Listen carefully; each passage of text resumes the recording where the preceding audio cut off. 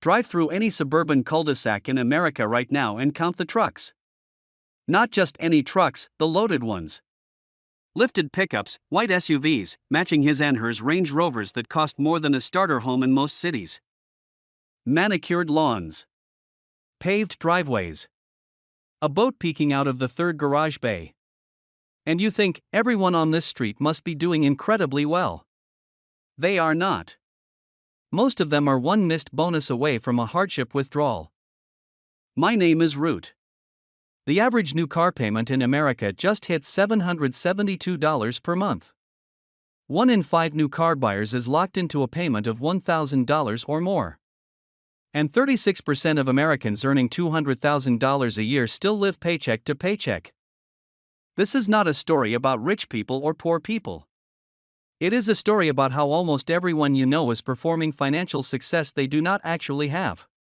And the tells are everywhere if you know where to look. The most uncomfortable part of this video will not be recognizing your neighbor.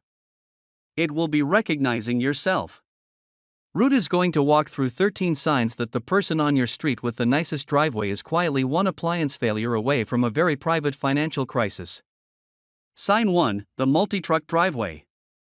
Not one new truck, multiple. A loaded Silverado and a Tahoe. A Raptor and a Navigator. That is not a driveway. That is a repossession lot with better landscaping and a Ring camera. Here is the math nobody on that driveway is doing. The average full-size pickup now costs around $66,000. Finance 2 of them at current rates over 72 months and you are at roughly $1,900 per month in payments alone. Add insurance on 2 new trucks, another $400. Add fuel and maintenance. You are now spending $2,500 per month just to exist inside 2 metal boxes on a $120,000 household income. That is 35% of take-home going to vehicles that sit parked in a driveway 18 hours a day. The old guideline says transportation should be 10% of gross income. These people are running at 3 times that. Sign 2, the negative equity treadmill. The neighbor gets a new truck. 2 years later, a different new truck. 2 years after that, another one. You assume they must be doing exceptionally well. Here is what is actually happening. Over 20% of new car loans in 2025 were 84 months loan, 7 full years. The average trade-in carries $7,200 in negative equity, meaning the car is worth that much less than what is still owed. And 27% of underwater trade-ins owe at least $10,000 more than the vehicle's current value. When the neighbor cycles into a new truck every 2 years, he is not upgrading. He is taking the $7,000 he still owes on the old truck, rolling it silently into an 84-month loan on the new one, and beginning again from a negative balance. The dealer does not flag this. The dealer slides the negative equity into the new loan, shows him a monthly payment that looks nearly identical to the last one, and hands him a fresh key fob. He did not feel the loss. He only felt the upgrade. The pain gets distributed across 84 months so thinly that nobody ever tastes it. Every 2 years the loan gets slightly longer, the balance gets slightly larger, and the neighbor keeps saying yes because the monthly number stayed roughly the same. By the time he realizes what has happened, he is on his 4th truck and his first cardiologist. Sign 3, the cheapest house on the fanciest street. Research on American millionaires found that roughly 30% of households in $300,000 plus homes earn $60,000 a year or less. They stretch to buy into the zip code. And here is what nobody mentions: once you are on that street, the street owns you. Everyone has a landscaper, so now you need a landscaper. Everyone's kids play travel hockey, so now your kid plays travel hockey. The neighborhood is a spending prescription, and you signed the order the day you closed. To afford today's median-priced home comfortably, you need roughly $126,000 in household income. If your neighbor squeezed in on $100,000, they have already lost. Everything visible after that is theater, which is fitting, because they cannot afford to furnish the set. Sign 4, the empty McMansion. You get invited over. Vaulted ceilings. Quartz waterfall island. 2-story foyer. Then you walk past the formal dining room and notice there is absolutely nothing in it. Just the echo you hear inside a hardware store. The median new home has grown from around 1,500 square feet in the 1970s to over 2,200 square feet today. Per person living space has nearly doubled, which would be impressive, except nobody budgeted for furniture. The bonus room has a stationary bike and a yoga mat from February. They did not buy a home. They bought a frame.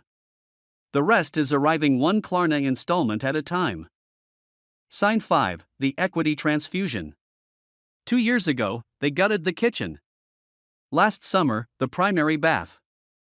This spring, the basement. Next spring, the deck. It never stops, not because they are renovation enthusiasts, but because the home equity line of credit keeps writing the checks. HELOC originations grew almost 16% year over year in 2025. And here is the number that matters: 39% of HELOC funds in 2024 went to debt consolidation, not renovation. People are draining the equity in their homes to pay off credit cards, and then telling the neighbors they are finishing the basement. Some of them genuinely are, but at a rate that was 4% in 2022 and is now above 9%. That is not remodeling. That is a blood transfusion from your home to a credit card company, and the house is the one getting weaker. Sign 6, the Amazon blizzard and the delivery tax. The Amazon truck pulls up. 3 boxes. 3 hours later, another truck. 2 more boxes. Then a food delivery. Then another. That is not a house. That is a regional distribution hub with a mailing address. Food delivery apps mark up restaurant prices by about 25% inside the app before adding a delivery fee, a service fee, and a tip. By the time it arrives, a $40 meal costs $70. For nights a week, every week, and you have spent roughly $15,000 per year on the act of not cooking. That is a Honda Civic. You could buy and give away a Honda Civic every year and it would still be cheaper than the delivery habit. And the newest development, DoorDash now partners with Klarna, meaning you can finance a burrito in 4 installments. When a country reaches the point where people take microloans for takeout, it is no longer a personal finance problem. It is a civilizational one. Sign 7, the Travel Sports Industrial Complex. Elite Soccer Club. Travel Baseball. Private hockey trainer. Piano on Tuesdays. Coding camp in the summer. And on every vehicle, a proud sticker confirming the commitment. Family spending on youth sports has risen 46% over the past 5 years. Travel baseball routinely runs $3,000 to $5,000 per season.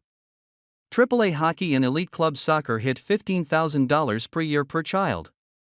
Here is where the math turns dark. Only about 2% of high school athletes ever receive any kind of college scholarship, and most of those are partial. But the parents treat the travel sports bill like a college savings plan. They pause the Roth IRA. They skip the 401k contribution. They put 3 hotel weekends a month on a credit card because this is the year little Connor gets noticed. Connor is 9. Connor has a slap shot. Not a signing bonus. Sign 7.5, the private school pipeline. Same family. Same zip code. Same financial pressure. Different uniform. Private school tuition for 2 children now averages $30,000 to $40,000 per year in most metro areas. In major cities, $60,000 to $80,000. That is after-tax money, meaning the parents must earn somewhere between $45,000 and $120,000 in gross income just to break even on tuition, before a mortgage payment, before groceries, before the SUV note. And the outcome for most of those children, the same state universities their public school cousins are attending. The return on the investment is not a better college. It is a nicer logo on the sweatshirt for 12 years. If the family is paying cash and still maxing the 529 and the Roth, enjoy the blazer. But if it is running on a HELOC while the emergency fund sits at $700, that is not education. That is a status purchase with a classroom attached. Sign 8, the subscription iceberg. Ask the average American what they spend on subscriptions monthly. They will estimate around $86. Check their actual statements and the real number exceeds $219. A 3-to-1 gap. 42% are actively paying for at least one service they have completely forgotten about. The quietly stretched neighbor has Netflix, Hulu, Disney, Peacock, Paramount, Max, Apple TV, YouTube Premium, and Spotify. Plus a Peloton membership for a Peloton being used as a coat rack. A meal kit that delivers whether it was wanted or not. A wine club. A dog subscription box. A razor service. And a $20 monthly gym membership nobody has used since January 2nd. That is approximately $2,600 per year draining silently in the background, most of it providing zero actual pleasure. It is not the large purchases that are finishing people off. It is the small ones that arrived with a free trial and a very convenient set and forget button. Sign 9, the produce loan. This is the newest red flag and the darkest one on the list. By now, pay later used to be for impulse purchases. The $300 gadget. The unexpected expense. Now 29% of BNPL users have financed groceries. For Gen Z, that figure is 38%. 47% of BNPL users paid late at least once last year. 54% stated outright they could not make ends meet without it. If you watch someone's Target cart get split into 4 payments of $40, you are watching financial distress happening in real time. Groceries are by definition short-term consumable spending. The apple financed on Tuesday was eaten on Wednesday. If you are splitting the cost of produce into installments, your cash flow is not tight. It is hemorrhaging. You are not managing money. You are running a 10-day credit operation against your own pantry. Sign 10, the full garage and the driveway tell. Walk past the neighbor's house and notice where the expensive vehicles actually live. If the $60,000 truck is in the driveway and the garage is shut, there is a reason. The garage is full not of cars, but of things. 2 exercise bikes. A kayak that has never touched water. 4 rolling tool chests of brand-name gear. A pandemic home gym. 3 bins of Amazon returns nobody ever sent back. Holiday decorations from 2019 still in the front corner. The $66,000 truck sits exposed to the weather in order to protect $10,000 of impulse purchases that seemed like a good idea at the time. That is not a storage problem. That is a confession. They bought more than the house can hold and they value the accumulated stuff more than the asset they are financing to display in the driveway. Sign 11, the depreciating toy fleet. The boat. The RV. The side-by-side. The jet skis. The trailer to pull the side-by-sides. The second trailer for the jet skis. A new wakeboat runs $80,000 to $130,000. A Class A motorhome starts at $150,000. Boats depreciate 20 to 30% in the first 5 years. RVs drop 20% in year 1 alone. Boat loans now run 15 to 20 years longer than most marriages. A neighbor with a $130,000 wakeboat financed at 8% over 15 years is paying roughly $1,200 per month for something he uses 14 days per year. That is $85 per day in the water, before fuel, storage fees, launch fees, and the mechanic who only answers calls in July. He is eating reheated leftovers on a Tuesday night so a boat can sit in a storage lot earning nothing and losing value by the hour. That is not a hobby. That is a financial hostage situation with a cup holder. Step back and look at what has been covered. 2 trucks in the driveway. A revolving loan on the 3rd truck. A McMansion with unfurnished rooms. A HELOC funding kitchen renovations and credit card debt. Food delivery every other night. Travel hockey tournaments in cities 3 states away. Private school tuition vaporizing as second income. A Peloton being used as a coat rack. BNPL installments on groceries. A garage full of unopened Amazon boxes. A wakeboat depreciating in a storage lot. Every single one of those line items was sold to them as an upgrade. Every single one is a hidden subtraction from their actual net worth. In 2025, the default middle-class lifestyle is not just expensive. It is a stacked deck of depreciating status purchases, each one individually defensible and collectively catastrophic.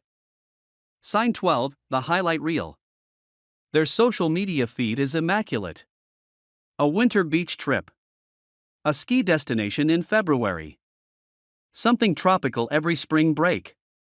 Designer haul videos. Day in my life reel set to acoustic guitar. Every caption suggests a life that is smooth, successful, and effortlessly full. Here is what researchers now call this: money dysmorphia. A distorted perception of your own financial situation driven by measuring your real bank account against everyone else's curated performance. 43% of Gen Z and 41% of millennials report experiencing it. The striking part, 59% of people experiencing money dysmorphia still describe themselves as financially stable. They literally cannot see their own situation accurately. The neighbor is not lying on Instagram. They are lying to themselves first. You are just watching the receipts get uploaded. Sign 13, the loudness tax.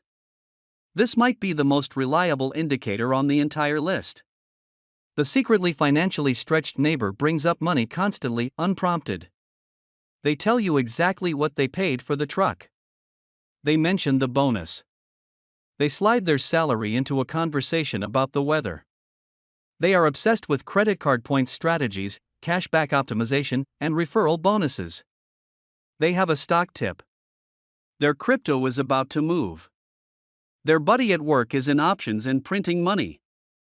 The largest study of American millionaires ever conducted surveyed 10,000 of them about how they built wealth. Zero cited individual stock picking as a meaningful factor. 75% credited consistent, boring index fund investing.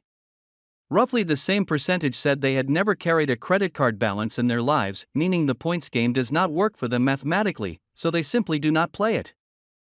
Actually, wealthy people are almost universally quiet about money. They do not announce their net worth. They do not chase the next thing. They do not need to tell you what their house appraised for at the neighborhood gathering. There is a loudness tax on financial insecurity, and the person narrating their success at the block party is usually paying it in full. Before Root tells you who actually has money on your street, one final observation: not one sign in this entire video is about income. Not one. Because income is not the variable. Behavior is. You can be financially stretched at $50,000 and financially stretched at $500,000 using the exact same playbook. The Range Rover just gets heavier. The hardship withdrawal just gets larger. The story stays identical. Only the zeros change. Here is the reframe this whole video has been building toward. This is not really about judging your neighbor. It is about the system that made this the default setting, a country where the average car payment is $772 per month, groceries are financed in installments, and retirement accounts are being rated at record rates, while household net worth on paper is simultaneously at an all-time high. Both things are true at once. Americans are richer on paper and more financially fragile in practice than at almost any point in modern history. The people actually worth watching are not the ones with the matching SUVs and the wakeboat. They are the ones who have been driving the same paid-off sedan for 11 years. They still live in the first house they bought. Their clothes have no visible logos. They never bring up money at a party. They host you at their place because groceries cost less than a restaurant. And their 401k is quietly compounding in the background while everyone around them performs outperforming. 1/3 of American millionaires have never earned $100,000 in a single year. About 3/4 have never carried a credit card balance in their lives. They look, from the outside, like your most boring neighbor, because they almost always are. The quietest person on your block, driving the 2014 Highlander with the faded paint and the jacket he has had since the Obama administration, is probably the millionaire. And the guy with the matching trucks, the wakeboat, the HELOC renovation, and the family Christmas photo in front of the professionally decorated tree? He just took a $6,000 hardship withdrawal to cover December. Wealth is what you cannot see. Debt is what you can. And the loudest driveway on the block almost always belongs to the person who is already worrying enough for both of you.